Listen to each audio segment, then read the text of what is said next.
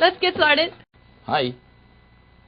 Okay, we'll be talking about pulse diagnosis as the today's subject. We're gonna share with you my experience of using pulse diagnosis. But just in case, I believe most of you have forgotten who I am, so I'm gonna do a little bit self-introduction a little bit.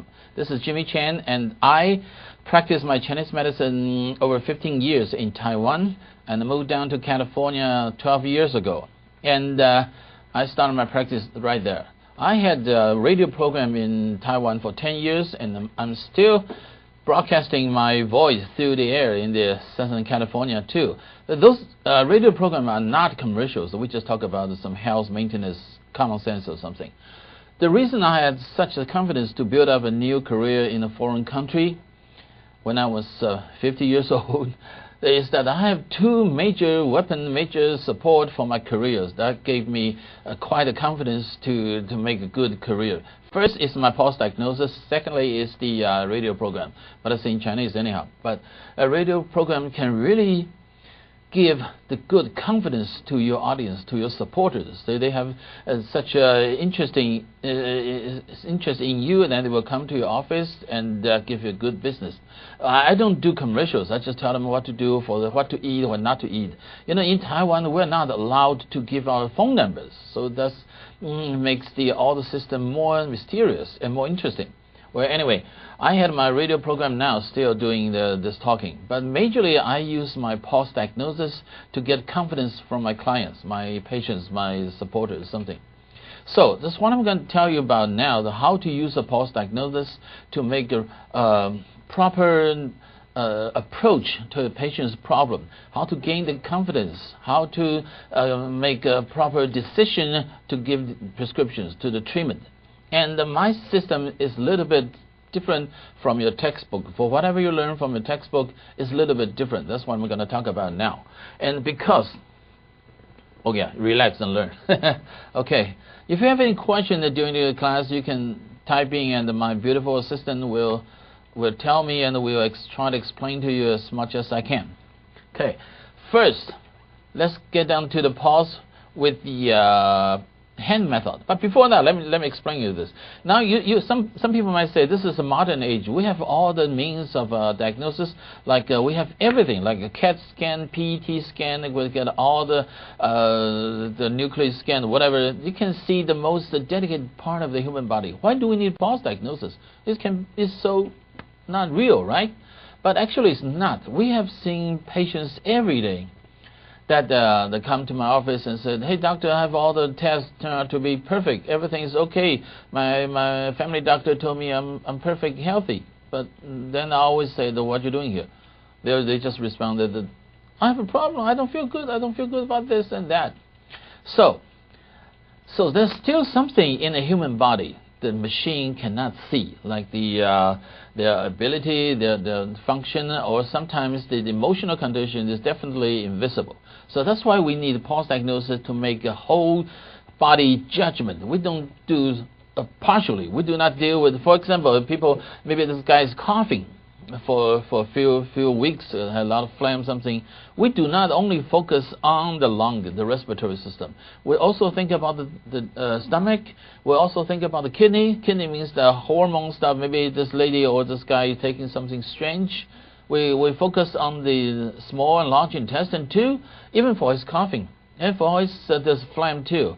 And we also focus on the liver, just and the kidney as well, to get a whole picture and in order to understand what's the reason for his cough, not just on a certain part of his body. So that's why we take the pulses and I have a diagnostic package. I'm not saying my pulse diagnosis is almighty, can do everything. No, we have to combine with other means of gathering information from our patients, like ear points, like the palpation, like the color, the temperature, a lot of stuff. Even the blood pressures, it can be very useful sometimes. Okay, let's get on to business. How do we take the pulse? But first, we must know the hand method. Like I always say, that we must place our finger on the right spot, just like playing piano. You have to place your finger on the right key to get good music. And so is the pulse diagnosis. Now let's find out how do we do the hand method. It's different from your book from all the books for thousands of years. I don't know why. I learned my pulse system and learned my pulse science from my patients. I didn't invent it in the room or something. I didn't imagine all the things. I learned from patients. For example, you can do it the same way. For example, maybe tomorrow a patient come up to you and say, "Hey, doctor, I have a back pain." And you will say, "Hey, what happened?" "I twist my back carrying my baby or something." And then this time you learn what happened to his back. And according to our pulse science, then you know the condition for hurting back. The next time you do it reversely, you take pulse, then you'll be able to tell this guy just twist his back. This is how I learned from my patients, from their problem. And a long time ago, they told me everything. And I learned it just from them. That's why. That's what you can do too. But for this, okay, this is a hand. We take pulse. Of course, it's inside. This is the styloid process. There's a high bone. Actually, it's in the inner side of the arm, forearm. Actually, this should be a point. You can mark your wrist with that. I'm just refreshing your memory. I told you. We demonstrated last time when we were in Chicago. But I need a hand now. Can I have a hand? Okay, this is the hand. Okay. When the patient gives you his arm, there's nothing to look at. Actually, there's a lot to look at before they take pulse. That's another story. We be telling this patient a lot of information even before we take pulse. Usually I take the right hand, but this is just for demonstration. Okay, this is a strange hand, even it's a bigger man or smaller children, whatever. First, we do by finding this high peak inside. Not here. Not on the edge, okay? It's from the inside. Something, you just move your finger like this, you will find the highest point. Something like here. Yeah, and this is. Okay. Can you see it? It's not here, it's inside, okay? So this is the highest peak. This is the most important divider, let's say that. Okay, can you see it? If you have any question, just call, just type in. Okay. Can you get a marker? Here. No. Okay. The marker is clearer. Here. Okay. This is the high bone. We'll call it peak or something. The highest bone around this area. In your traditional textbook, they will ask you to put your middle finger on top of it to take the pulse. Actually, that's not very correct. I wouldn't say it's wrong, but this different from the real world, so I don't use it. I use my method. It's very easy. After you find this this high bone here, you make a mark of it. Then, when we take the pulse, the correct way is from the outside. Don't ever take the pulse like this. That's a fake performance. Like this, we do it from outside. We use the thumb, put it against the back of the wrist, in the middle of the wrist. So we like a leverage, so we can move our fingers more freely. And we put the chun. The first finger is chun. Here, here, and here. So that mark will be in between these two fingers in the gap. So it's like this is the right chun guanci, like a do re mi or something. This is only correct position for taking pulse. So this is chun, guan, and chi. So you see, there'll be an opening here, so your hands, if your fingers are freely to move. Because we'll be taking the pulse, something above the chun and beyond the chi, something here too. We move the fingers all the time. We do not hold fingers like that. Not like that. We move our fingers to get feelings of the pulse. As to what we get, what we would try to find from the pulse, we'll talk about later. And now we find that this is the most important hand method. This is the point. We find the highest point here. Then we mark it, and we put the finger chun and guan in front of it, guan behind it, and chi. And the second step, we should keep the three fingers tip along in the line. You can gently, you see, there are two tendons here, right? So you can keep your three fingers touch this tendon gently. That's the correct position. Don't do it like this. Okay, we usually do not use our fingertip to find the pulse because that's not enough area to cover the pulse. We do it like this, flat. But sometimes in a certain condition we use our fingertips, but not all the time. We do it like this. Okay, and when you check the pulse, like I said, don't hold it too long. Make sure your fingertips don't turn white. If you push too hard like this, your fingertips will turn white. See that? Can you see it? Can you see it through the camera? Like this? Can you see turning white? And this is not turning white, right? This is normal. So don't push too hard. If you push too hard, you'll be turning white. That means nothing can be found under your fingers.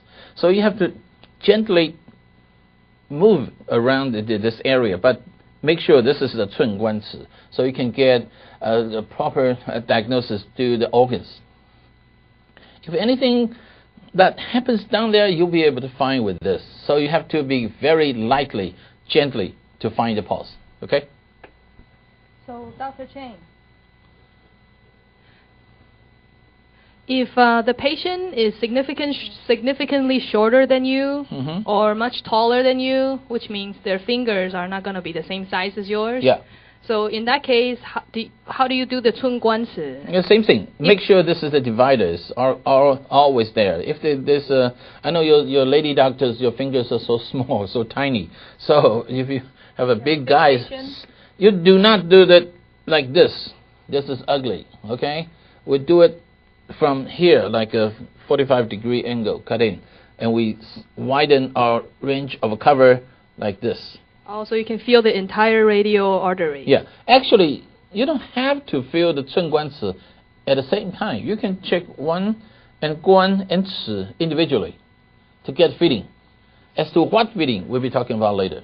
This is hand methods, okay? Make sure the divider is always correct. Here and 寸 and 关 and 尺. Don't ever put your middle finger on top of this high peak. That's not correct. And this is the 寸关尺. And we have another system like 8 extra meridian pulses. I developed from the help of my one of my students several years ago. There are more pulses above the 寸, and there are more pulses beyond the 尺. It's not like the old books, but it's my kind of it's my own discovery. There's a lot of things here too for more understanding of the sickness, the problem. So, but basically we should keep on focusing on this 寸关尺. So if it's a little kid, then... Yeah, as a little kid, just your 2 fingers. I just, maybe 1, 2, 3, 1, 2, 3. You use one finger to feel okay. it. You can move it. Don't ever hold your fingers like that. There's nothing you can find.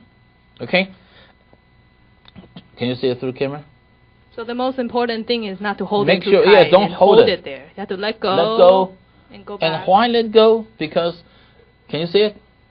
Mm-hmm. The camera? Yes. No? Can you see my fingertips are turning white?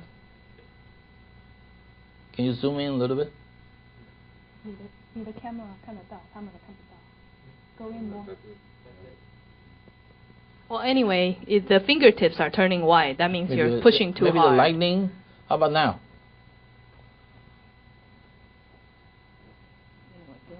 Okay. Because when we take the pulse, what we try to find is the jump and shape. In that condition, let me say, there's a term we call the pulse signs. Pulse signs is a combination of shape and jump. The shape can be a lot of stuff, not only a tube. The pulse is not necessarily a tube that transfers blood. And the jump can be strong or weak, fast and slow. It can be a lot of varieties. But remember, a pulse sign is a combination of jump and shape. A complete pulse sign would tell you the problem of the patient's, the nature of the sickness. But the only time you can find a pulse sign is during each bounce, each jump. So what I'm trying to tell you is that if you hold your finger too much like this and your fingertips turn white, there's nothing you can feel. So you must let go to get the pulse sign during that jump. boom. Each boom will show you a lot of information, so you have to be you're careful with that. So I'm sure this, because heart beats regularly 72 beats a minute, so each bounce will be less 1 second. So you have to feel the pulse sign in that short period of time. Whatever the point is, don't push too hard. Let go and move around. That's it. Okay? Any questions?